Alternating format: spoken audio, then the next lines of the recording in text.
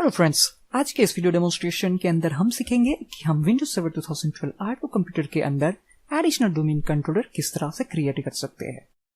इस डेमोन्स्ट्रेशन के लिए मैं दो विंडोज सर्वर 2012 R2 कंप्यूटर को यूज कर रहा हूं, जिसमें पहला जो कंप्यूटर है इसको हमने नाम दिया है DC01 और जो हमारा डोमेन है उसका नाम है mprtech.local। DC01 हमारा पहला डोमेन कंट्रोलर है और उसको हमने आईपी असाइन किया है 192.168.1.5। ओपन कर लेता हूं active directory users and computers console और यहां पर एक्सपांड करता हूं हमारे डोमेन को और यहां पर है डोमेन कंट्रोलर्स कंटेनर। यहां पर आप जैसा देख रहे हैं कि करंटली हमारे पास एक ही डीसी है और उसका नाम है DC01। इस डेमोन्स्ट्रेशन के लिए हमारे पास दूसरा वर्चुअल मशीन अवेलेबल है जिसका नाम है DC02 और जैसे कि आप यहां पर देख रहे हैं करंटली ये जो कंप्यूटर है वो ग्रुप का मेंबर है और इस कंप्यूटर को हम as additional domain controller promote करना चाहते हैं। यहाँ पर आईपी कॉन्फ़िगरेशन जो मैंने असाइन किया है वो आईपी है 192.168.1.6। चेक कर लेते हैं प्रॉपर्टीज, आईपी वर्जन 4 और यहाँ पर जो मैंने आईपी दिया है वो है स्टैटिक आईपी 192.168.1.6 और जो सबनेट मास्क है वो है 255.255.255.0 जो क्लास C का डिफॉल्ट सबनेट मास्क है। और सबसे इंपॉर्टेंट जो आपको ध्यान रखना है वो है 192.168.1.5। यहाँ पर ये जो आप प्रिफर्ड डीएनएस सर्वर का एड्रेस देते हैं वो होना चाहिए हमारे जो प्राइमरी डोमेन कंट्रोलर है DC01 का एड्रेस। उसके बाद मैं यहाँ पे क्लिक करता हूँ ओके पे, क्लोज पे क्लिक करते हैं और इस कंसोल को बंद कर देते हैं।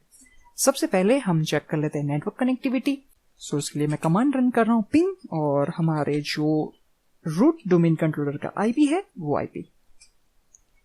जैसे आप यहाँ पे देख रहे हैं कि करंटली हमारा जो सर्वर है वो हमारे प्राइमरी डोमेन कंट्रोलर के साथ कम्युनिकेट कर सकता है। और एक और चीज हमें चेक करनी है वो है nslookup। nslookup कमांड रन करके हम चेक करना चाहते हैं क्या हमारा डीएनएस सर्वर क्लाइंट क्वेरी को रिजॉल्व कर पाता है या नहीं। सो जैसे आप यहाँ पे देख रहे हैं कि डीएनएस सर्वर भी प्रॉपरली काम कर रहा है। उसके बाद मैं यहाँ पे प्रेस करता हूँ एक्सिट कमांड और इस कंसोल को हम क्लोज कर देते हैं।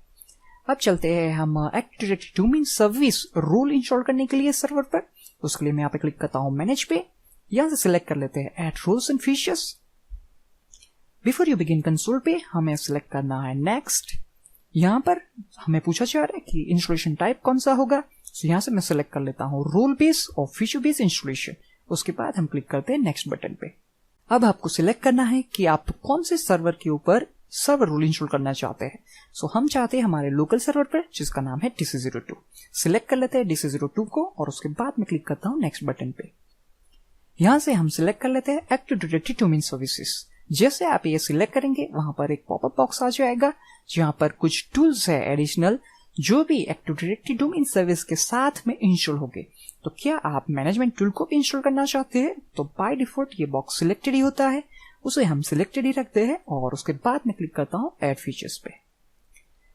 अब क्लिक करते हैं नेक्स्ट बटन पे। यहाँ पर और कोई एडिशनल फीचर्स हमें इंस्टॉल नहीं करने पड़ेंगे, इसलिए मैं यहाँ पर सिंपली क्लिक करता हूँ नेक्स्ट बटन पर। यहाँ पर ब्रीफ ओवरव्यू इन्फॉर्मेशन है एक्टिव डायरेक्टरी डोमेन सर्विस के बारे में।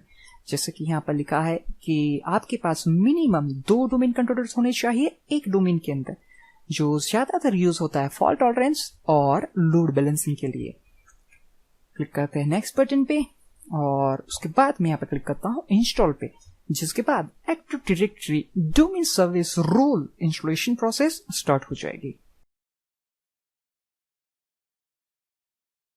So, जैसे आप यहाँ पे देख रहे हैं active directory domain service role successfully इस कंप्यूटर के ऊपर इंस्टॉल हो चुका है। सो अब हमारे पास यहाँ पर एक और ऑप्शन अवेलेबल है promote this server to a domain controller. इसके ऊपर मैं क्लिक करता हूँ। उसके बाद active directory domain service configuration wizard start हो जाएगा जिसकी हेल्प से हम इस सर्वर को as a additional domain controller promote कर सकते हैं। यहां से मैं सिलेक्ट कर लेता हूं पहला option add a domain controller to an existing domain, क्योंकि हम एग्जिस्टिंग डोमेन के अंदर एडिशनल डोमेन कंट्रोलर्स ऐड करना चाहते हैं। यहाँ पर आपको स्पेसिफाई कर देना है आपके डोमेन का नाम। सो मैं यहाँ पे टाइप कर देता हूं जो हमारे डोमेन का नाम है mprtech.local। उसके बाद यहाँ पर आपको जो आपके डोमेन के एडमिनिस्ट्रेटर का क्रेडेंशियल है वो यहाँ पर सप्लाई कर देना है। सो उसके लिए मैं यहाँ पे क्लिक करता हूँ चेंज पे।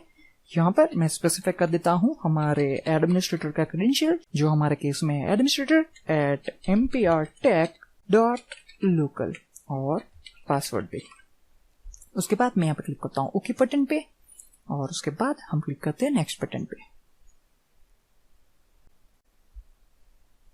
अब यहाँ पर हमारे पास ऑप्शन है कि क्या आप इस सर्वर के ऊपर डोमेन नेम सिस्टम सर्वर भी कॉन्फ़िगर करना चाहते हैं, तो आप यहाँ से इस चेकबॉक्स को सिलेक्ट कर सकते हैं जो बाय डिफॉल्ट सिलेक्टेड ही होता है।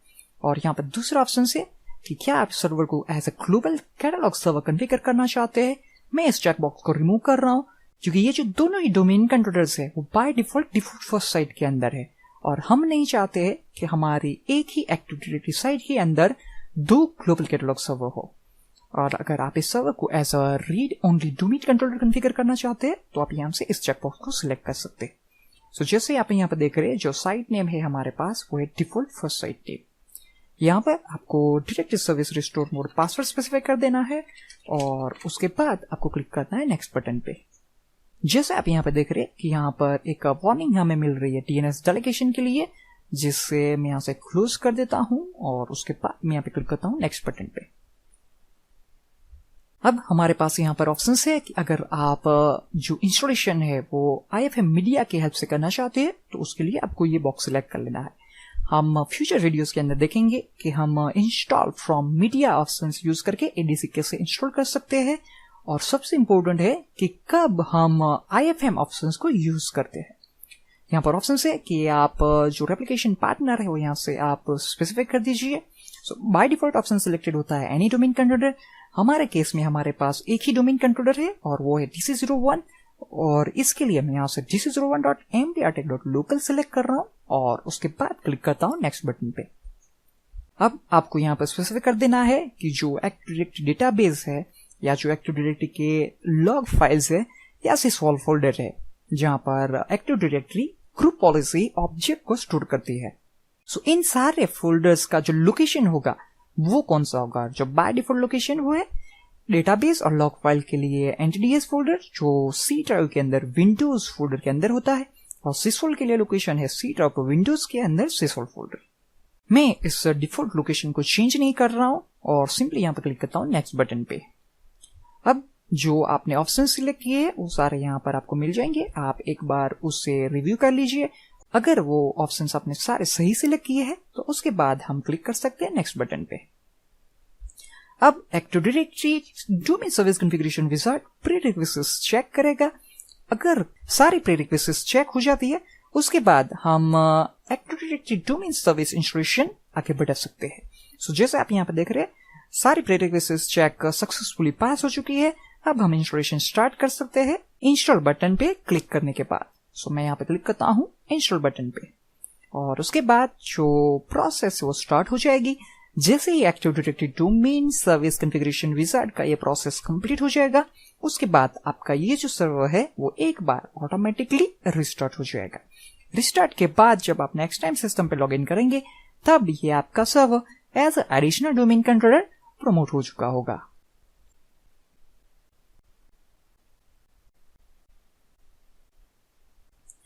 जैसे ही आपका कंप्यूटर रिस्टार्ट हो जाता है उसके बाद हम इस कंप्यूटर पे वापस लॉग इन कर लेते हैं। पर जैसे आप यहाँ पे देख रहे हैं आपकी बार हमें हमारा जो डोमेन है उसके बाद /administrator यूजरनेम मिल रहा है। सो यहाँ से मैं स्पेसिफाई कर देता हूँ पासवर्ड और प्रेस कर देता हूँ एंटर की। सो जैसे ही आप एडिशनल डोमेन कंट्रोलर पे लॉग इन कर लेते हैं उसके बाद मैं यहाँ पे क्लिक करता हूँ टूल्स पे और यहाँ से सिलेक्ट करता हूँ active directory users and computer console. Active directory users and computer console के अंदर मैं एक्सपांड करता हूँ हमारा डोमेन नेम जो है mprtech.local और उसके अंदर मैं एक्सपांड करता हूँ डोमेन कंट्रोलर्स कंटेनर। और यहाँ पर आप जैसे देख रहे हैं कि हमारे पास करंटली दो डोमेन कंट्रोलर्स अवेलेबल है DC01 और DC02। और जैसे आप यहाँ पर देख रहे हैं कि DC01 हमारा ग्लोबल कैटलॉग सर्वर भी है और DC02 के सामने यहाँ पर हमें मिल रहा है DC। कंसोल को क्लोज कर देता हूँ और मैं ओपन कर लेता हूँ DNS management console. DNS management console के अंदर मैं DC02 को एक्सपांड करता हूँ। यहाँ पर आप जैसे देख रहे हैं कि करंटली दोनों फॉर लुकअप जोन हमें यहाँ पर मिल रहे हैं जो है _mscs.mprtech.local और mprtech.local। यहाँ पर आप देख सकते हैं कि हमारे पास करंटली 2 NS रिकॉर्ड अवेलेबल है क्योंकि हमारे डोमेन के लिए हमारे पास टोटल 2 नेम सर्वर अवेलेबल है जो है DC01 और DC02। और यहाँ पर आपको रिवर्स लुकअप जोन भी मिल जाएगा जहां पर हमारे दोनों NS की एंट्री भी हमें मिल रही है। अब जो हमारा नेक्स्ट स्टेप है वो है कि हम इन दोनों डोमेन कंट्रोलर्स के अंदर रेप्लिकेशन प्रोसेस चेक करना चाहते हैं। तो उसके लिए मैं ओपन कर लेता हूं active directory site and services console. याद रहे करंटली हम DC02 कंप्यूटर्स के ऊपर लॉगिन किए हुए हैं। Active directory site and services console पे मैं एक्सपांड करता हूँ साइट्स पे, और यहाँ पर हमारे पास करंटली एक ही साइट है, वो है डिफॉल्ट फर्स्ट साइट नेम। उसके अंदर हमारे दोनों सर्वर अवेलेबल है, DC01 और DC02। यहाँ पर एक्सपांड करता हूँ DC02 को, और यहाँ पर एंटिटी सेटिंग्स पे राइट क्लिक करता हूँ, सिलेक्ट करता हूँ all task and check for replication topology. Click करते ओके पे, और मैन्युअल एक बार में से रिफ्रेश कर लेता हूँ। अब जो ऑटोमेटिकली जनरेटेड लिंक है उस पर मैं क्लिक करता हूँ और यहाँ से सिलेक्ट करता हूँ रेप्लिकेट नाउ। तो जैसे आप यहाँ पर मैसेज देख रहे हैं, active directory domain service has replicated the connection, यानी कि जो इन्फॉर्मेशन है दोनों डोमेन कंट्रोलर के बीच में वो सक्सेसफुली रेप्लिकेट भी हो रही है। उसके बाद मैं यहाँ पे क्लिक करता हूँ ओके बटन पे, और सबसे पहले मैं जाता हूँ टूल्स पे, और यहाँ से active directory users and computers console के अंदर हम एक यूजर अकाउंट क्रिएट कर लेते हैं। सो यूजर्स के अंदर मैं यहाँ से सिलेक्ट करता हूँ यूजर 1, और उसके बाद मैं लॉगिन नेम स्पेसिफाई कर देता हूँ यूजर 1। क्लिक करते हैं नेक्स्ट बटन पे, पासवर्ड स्पेसिफाई कर दिया है, और उसके बाद मैं यहाँ पे क्लिक करता हूँ नेक्स्ट और फिनिश। सो जैसे आप यहाँ पे देख रहे हैं कि हमारा यूजर 1 इस हमारे DC02 कंप्यूटर के ऊपर क्रिएट हो चुका है। अगर DC01 और DC02 दोनों डोमेन कंट्रोलर के बीच में रेप्लिकेशन प्रोसेस सक्सेसफुली हो रहा है, तो ये जो हमारा यूजर है वो हमें DC01 कंप्यूटर के ऊपर भी मिलना चाहिए। सो वापस चलते हैं हमारे DC01 कंप्यूटर पे, यहाँ पर हम लॉग इन कर लेते हैं एज डोमेन एडमिन, और उसके बाद मैं यहाँ पे टूल्स से ओपन कर लेता हूँ active directory users and computer console, और इस कंसोल पे मैं यहाँ पे एक्सपांड करता हूँ हमारे डोमेन का नाम, और एक्सपांड करते हैं यूजर्स कंटेनर्स पे।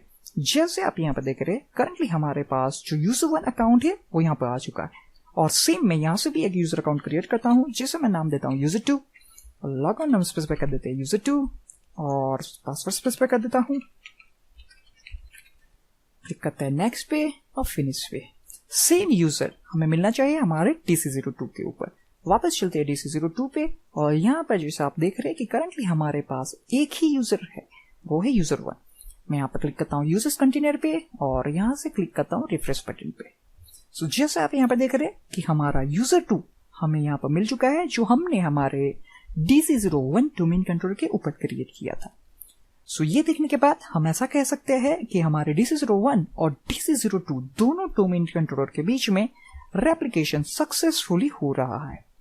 सो इस तरह से आप विंडोज सर्वर 2012 R2 कंप्यूटर को एज अ ADC प्रमोट कर सकते हैं, और बाद में हम कुछ इस तरह से वहां पर रेप्लिकेशन चेक कर सकते हैं। सो इस वीडियो डेमोन्स्ट्रेशन के लिए इतना ही।